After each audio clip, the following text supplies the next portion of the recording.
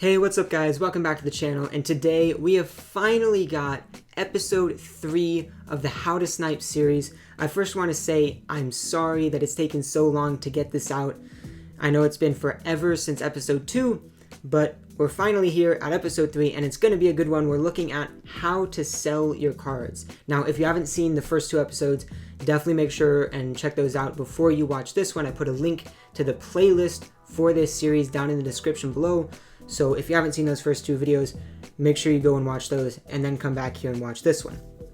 Now, how do you sell your cards? Let's hop over to the auction house just so we can sit over here. The first thing that you're going to have to do is search the card. Now, that might seem obvious, but I definitely see people not doing it when they're selling their cards. And the reason that you have to do this is because what you're going to post it for is dependent upon the going price of that card in your auction house. So just really quickly here, I'm going to give you an example of finding the going price. I'm going to search 98 overall Ultimate Freeze Jason Kelce. He's actually a card I'm going to be selling later on in this video. So I'm going to put Kelce, I'm going to put 98, and you can see right there, not the Onyx, not the executive one, but the 98 Ultimate Freeze. And I'm going to go ahead and put in 150k. Now, I know there is the auction search feature from right here in post auction. I don't like doing that because when you do that, you can't filter the price. If you just search it using the name, you can filter the price. So I saw one, I think for 109, I'm going to just go 112. Maybe some context there. So perfect. There's one up for 111, there's one up for 109, and they've both been sitting for a while. So I know that the going price for this Jason Kelce is about 110,000 coins. There is kind of a special case where the cheapest card on your auction house isn't the going price, and I'll talk about that later, but just watch out for that. So once you have the price of the card, you know what it goes for, you're going to be looking at the rule of thumb that I use, and that is that you should post your card for about 10% less than what it goes for. So we're going to ignore this Kelce. We're going to create an imaginary card and say that it goes for 100,000 coins. If it goes for 100,000 coins, using that rule of thumb, that 10% rule, you're going to post yours for 90,000 coins because that's 10% less than what it goes for. Now, I don't follow this rule exactly. Sometimes it's closer to 5%, sometimes closer to 15%, but it definitely varies, and as overalls get higher and lower, it changes. Usually with like Evo cards or more common cards, if it's around like 200k, I'm going to be posting it for around 20k less. If it's around 120k, maybe down to 70 or 80k, I'm looking at about 10,000 or 9,000 coins less, and then down 60, 50, 40k, it's usually going to be around 6 or 7 or 8,000 coins less. So it's not exact, but it's pretty close. And then obviously onyxes are a whole different story, and I'll talk about those later. Now, once you've posted your card using that 10% rule, which is a big thing to remember, if it sells, you're done. Yay, congrats, you got your coins. However, if it doesn't sell, you're going to have to repost it. So what do you repost it for? I've got 3 options here, and one of them is far and away the best option. So option 1, you can do the same price. Just post it for exactly the same as you just posted it for. This is not the best option. The second option is to post it for a little bit less than you originally posted for. So usually, for me, this will be about 5,000 coins, maybe 10,000 coins. If the card is going for around 100k, I'll probably go down by around 5,000 coins. If it's going for like 300, 400,000 coins, if it's a more expensive card, I'm going to be going down by closer to 10,000 coins. But that's something you can do just over and over again until it sells. But that is not the best option. The third and final option is the best option, and that is to just look it up again, because every card is not always going to be at the same exact price. Prices fluctuate, and so what it's going for when you first posted it, that going price might be different 4 hours later. And I actually have a prime example of that third option being the best option. Let me go into my auctions real quick, and I will scroll all the way down there are some Ray guys that I have sold. So I had 7 Ray guys that I was trying to sell, and here's the first one. Initially, I looked them up, and I decided the price to sell them for is about 215,000 coins. So I took all 7 and I put them up for 210 bid, 215,000 buy now. One of them sold, the other 7 didn't. So I got him back and I searched him again, and he was going for about the same price, but since 6 of them didn't sell, I posted them for a little bit less and none of them sold. So again, I went back to the auction house, I searched him up again, but this time he was going for significantly more. And so I ended up posting him all the way up for 240,000 coins, and you can see he's been selling. So I put him up for 225 bid, 240 buy now. 2 of them got bought now, 1 of them got bid on. And that's just a beautiful example of just looking up the card again to find the current going price being the best option of how to repost your cards. Now, obviously, if you have a ton of cards, maybe they're just silvers, the price isn't going to really change. So it's not as important or good to do that. You're not going to benefit as much, but definitely with cards that go for 50k or more, or really just Evo cards, or really diamonds in general, stuff that goes for a significant amount of coins that isn't really just silvers or golds, the prices are always going to be fluctuating, on a 4-hour time period from when you first post it to when they expire. The price could be different from the beginning of a day to an end of a day. They could be different, and especially promo and field pass cards can definitely fluctuate in price based on when you're looking at their price in comparison to when they were released and new content that is in the game. Now, I want to talk about some special cases that you may see, and there's specific things that you'll want to do in those situations.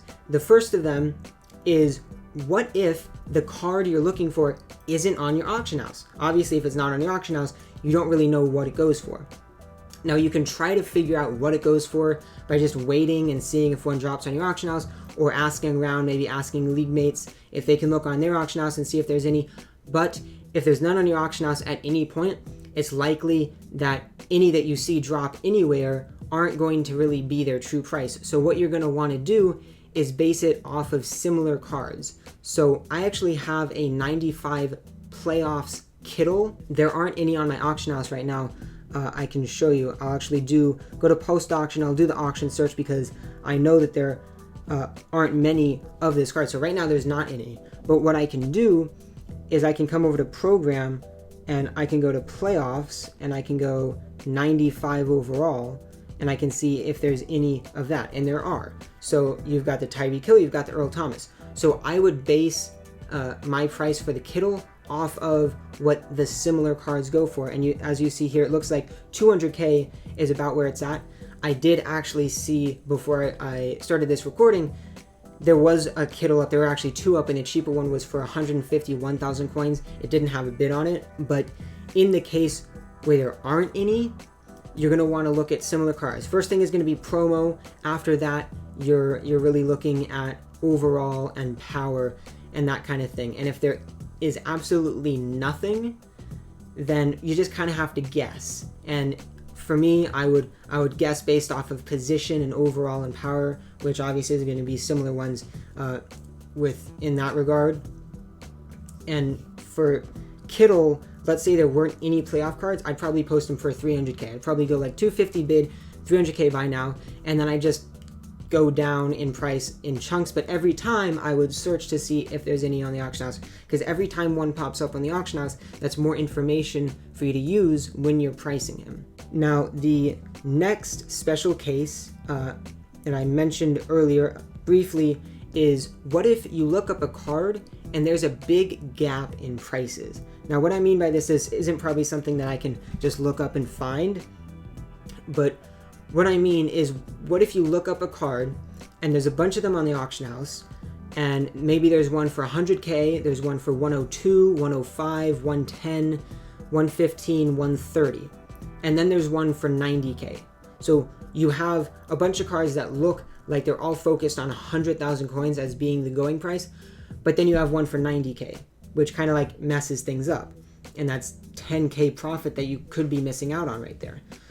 What you want to do in those situations, you want to pay attention, you want to consider that that cheap card that's creating that gap. So if it looks like the card might go for 100K, but then there's one for 90K, I would say if the one for 90K has been sitting for around 10 minutes or less, then the going price is probably 100K. But if it's been sitting for maybe half an hour or more, then the going price is probably 90K. So if that happened to me and I saw that the one for 90K had been sitting for 5 minutes, I would probably post mine according to the 100K cards, going off of the going price being 100K, not 90K. That's just something you have to look out for. It's not super common, but you will run into it if you're sniping a lot. So the final special case that I want to talk about are floor onyxes. Now obviously there's a ton of onyx cards in the game, but most of them are floor onyxes, and a floor onyx is a 100 overall card that goes for the floor. And the floor for an onyx card is 1,159,000 something. And you can see the exact number on Root Tools. I showed it in episode 2, so if you haven't seen that, make sure you go and watch that. But it has become extremely difficult to sell these cards. So it is important for me to tell you the 2 ways that I know and have seen successfully get these cards to sell. The first way is to put it up for 100 bid and something big buy now. So it's going to be 100 bid and maybe 10 mil buy now, or 50 mil buy now, or 80 mil buy now, something like that. It doesn't really matter what the buy now is, it just has to be something big. I have seen a lot of floor onyxes sell for something like that. And if you're worried about the 100 bid, the way that the auction house works, you are not going to get a bid for 100 coins. You're not going to get a bid for 101 coins.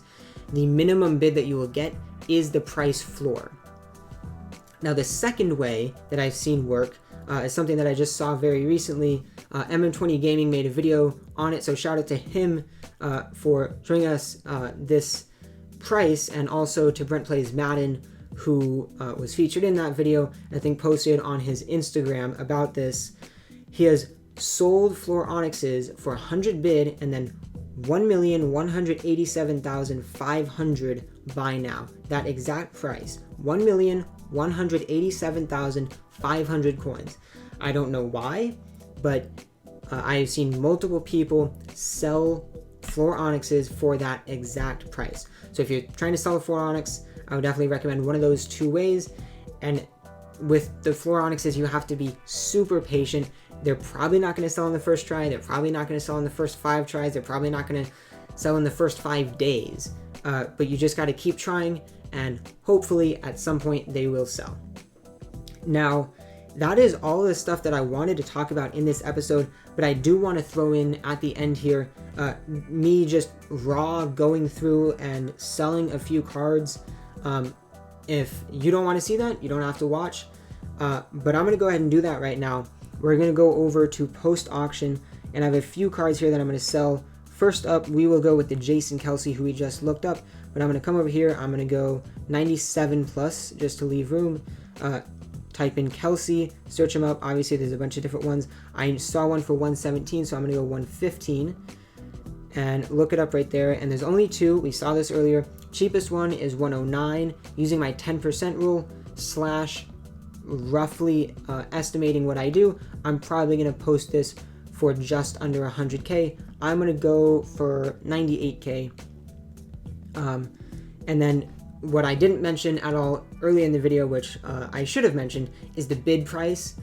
I talked about the buy now price. The bid price shouldn't be all that much less than the buy now. So if right here, if that's 98K, I'm putting this at 95K.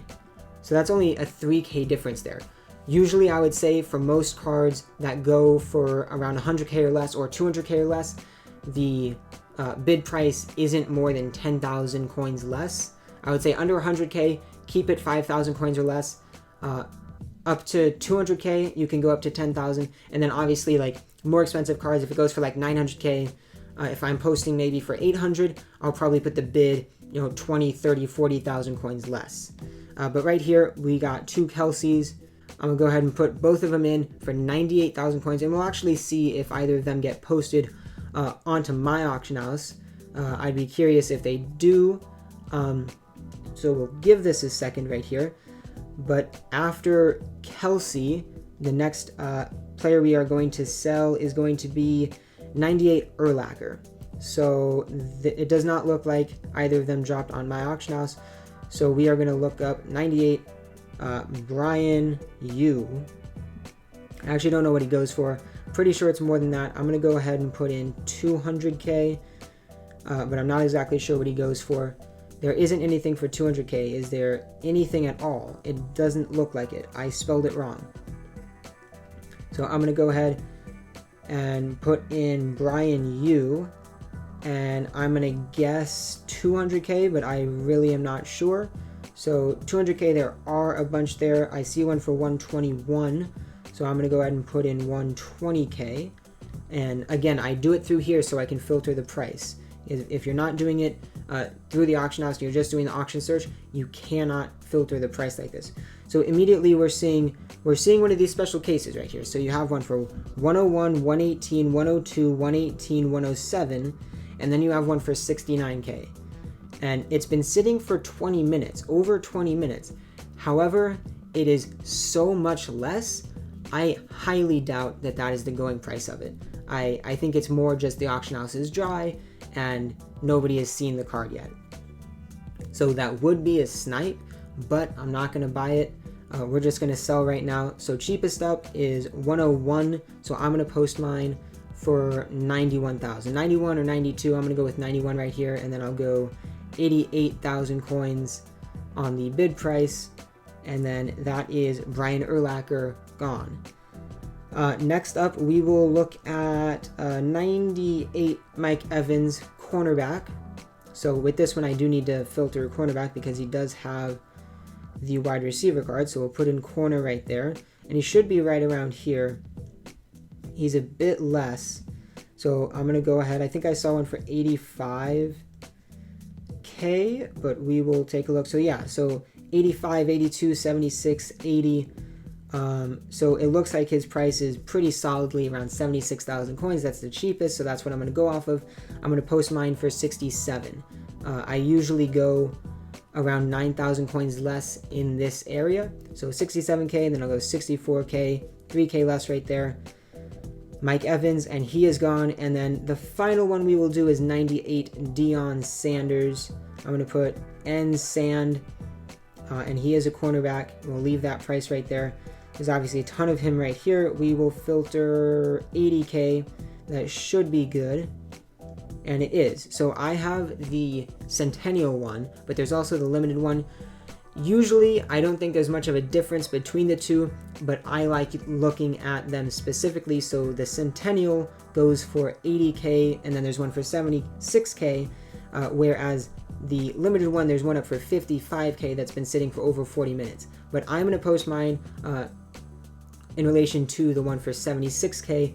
So I'm going to post mine again for 67k and 64 bid, and hopefully all of those cards right there will sell. Now that's all I'm going to do right now. Obviously I have a few more here, and then most of the cards here that I have on my bench are going to be either on my team or used for max badges. But that is going to be it. I'll just scroll through this. If you want to see like general prices of what I've sold things for recently, you can pause the video right here. But that is going to be it for this video. Once again, make sure you're on the lookout for episode 4 that will be coming soon, I promise. And also, I do want to remind you about Saturday, July 4th. The fireworks are going to be opening, and if you want a shout out on the channel, make sure you screen record you opening all of your fireworks one by one and send them in to my email address. I will put that in the description below. And that's going to be it for the video. Thank you so much for watching. Stay safe as always, and I'll see you next time.